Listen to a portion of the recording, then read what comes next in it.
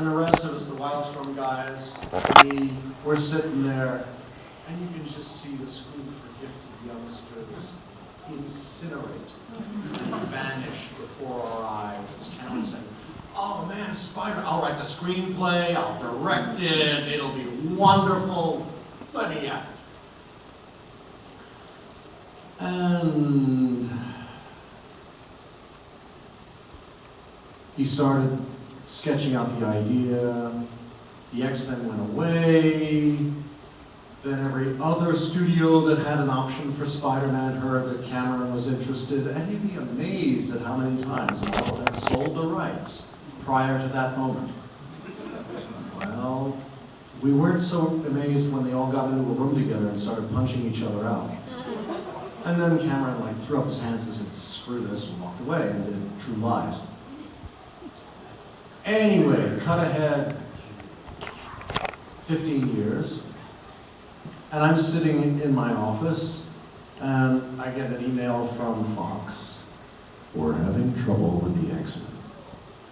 What? No one can figure out how to do it. And the film is about to go into turnaround. Turnaround is not a good thing. If any of you know, that's where movies go to die. Concepts go to die.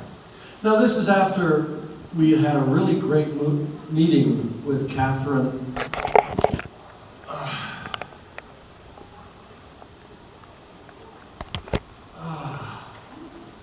Sorry, my brain is not what it should be.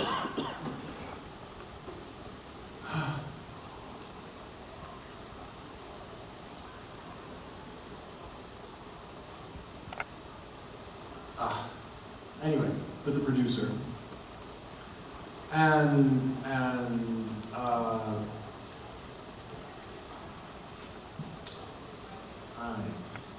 think I just no, I'm just going to muck you up 5 ways from Sunday, smart aleck. Telling this story and your memory's just going to... Anyway, Bryan Singer, and this is, they're shooting You've Got Mail in New York, and we're all having this lovely, So Tom Hanks and company are a block over shooting on Columbus Ave, on West End Avenue, and we're in this restaurant having lunch and talking about the X-Men. And she's there, and her assistant Kevin Feige's there. This is back when Kevin Feige worked for her, and not everybody works for him, which it is now. And so Fox can't figure out how to make the movie work. So I said, "The heck with it," and I wrote a memo. I'm sorry, it was my fault. And I said, the X-Men is all about prejudice, and the X-Men is all about kids trying to get their act together and working in a world that fears and hates them because they're creepy and different. And Brian could get his head around that. And Lauren Schuler-Donner could get her head around that. See, I told you, 5 minutes, the name comes back. And suddenly we were up and running, and X-Men 1 was in production, and Fox had about as much faith in it as it had in Deadpool.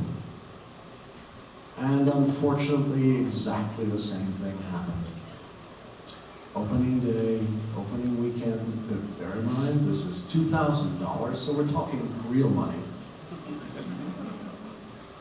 99 million bucks in 2.5 days. And Fox goes, hoppana, hoppana, hoppana, hoppana, hoppana, hoppana. Because as far as the big name money star of X-Men was Patrick Stewart. Because Ian McKellen, wow, an award-winning, brilliant, and absolutely wonderful actor who I've been a fan of since I was a wee nubbin. He's great, but he's not a movie star. And come on, Halle Berry, she's really beautiful, but what has she made that's actually made money? Or been an acting challenge? And, Anna Paquin, okay, she won Best Supporting Actress when she was like 2. And let's see, who else have we got in X-Men 1. Wrestlers and, you know, people you'll never hear of again. So it's what we call not a big, it's not a big budget movie. And yet it comes in with almost a 9-figure gross. And Fox is going, because they never signed anybody to multi-film contracts.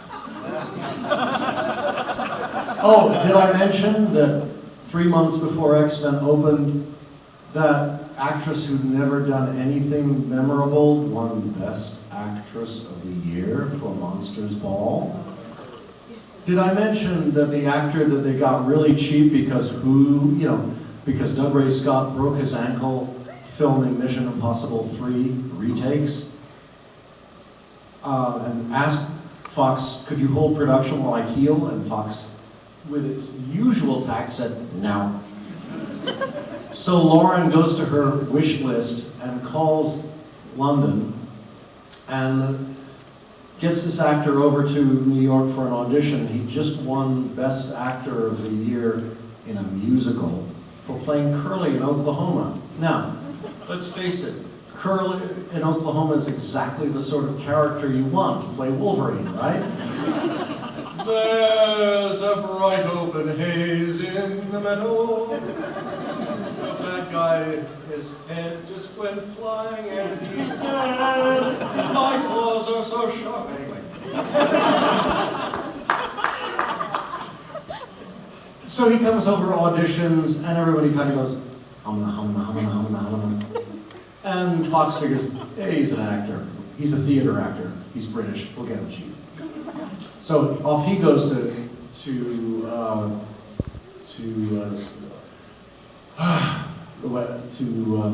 Canada to film X-Men. And oh yes, did I mention that in the 3 months that they were filming, Hugh Jackman suddenly became like, oh my God, it's Hugh Jackman. So everybody associated with the X-Men had suddenly turned into, oh yeah, and Ian McKellen, the Scots guy who never does anything, had this gig in New Zealand with this director who, never did anything cool at all. And let's face it, Carolco is not exactly a successful film company, and it was their last $100 million, and who the heck is going to see a movie about dwarfs? And rings, for gosh sakes.